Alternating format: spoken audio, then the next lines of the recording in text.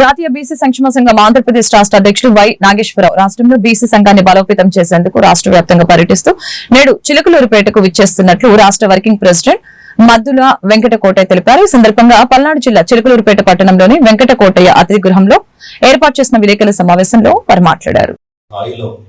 ఒక బీసీ మంత్రిత్వ శాఖని ఏర్పాటు చేసి మా జనాభా నిష్పత్తి ప్రకారం ఆర్థికంగా నిలదొక్కుకోవడానికి మరి సమానమైన బడ్జెట్ని కేటాయించాలి మా జనాభా నిష్పత్తి ప్రకారం అని మరి వాళ్ళకి అనేక దఫాలుగా ఉద్యమ రూపంలో తెలియజేయడం జరిగింది.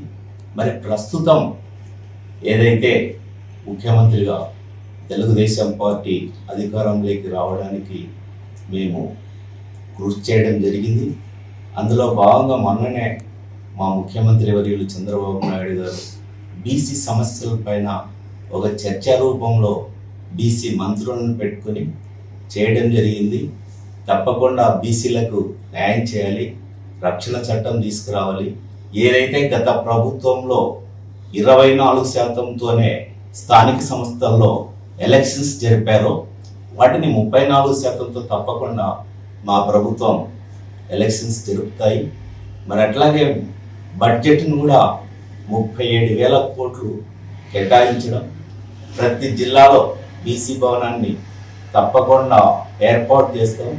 అట్లాగే దాదాపు 45 ఎమ్మెల్యే సీట్లు, 8 మంది మంత్రులుగా, మరి అట్లాగే ఒక అసెంబ్లీ స్పీకర్గా, మరి అనేక మందిని చీఫ్ విప్స్గా, ఇలా అనేక విధాలుగా బీసీలను ఆదుకుంటాం.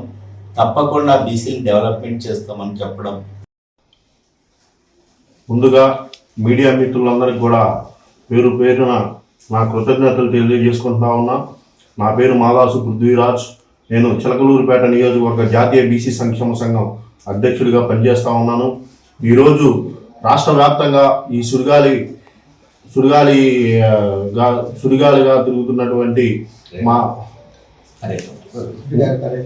సుడిగాలి పర్యటనలో భాగంగా చిలకలూరుపేట నియోజకవర్గానికి మా రాష్ట్ర అధ్యక్షుల వారు వస్తున్నారని చెప్పేసి మన మద్దుల వెంకటకోటయ్య గారు ఆధ్వర్యంలో పాత్రికేయుల సమావేశం ఏర్పాటు చేయడం జరిగింది. ఈ సుడిగాలి పర్యటనలో భాగంగా మేము రాష్ట్ర ప్రభుత్వానికి మేము ఒకటే వినియోగించుకుంటా ఉన్నాం. ఏదైతే ఎస్సీ ఎస్టీ యాక్ట్ ఉందో అట్లాగే బీసీ యాక్ట్ కూడా మాకు కావాలని చెప్పేసి మేము కూటమి ప్రభుత్వానికి మేము వినియోగించుకుంటా ఉన్నాం.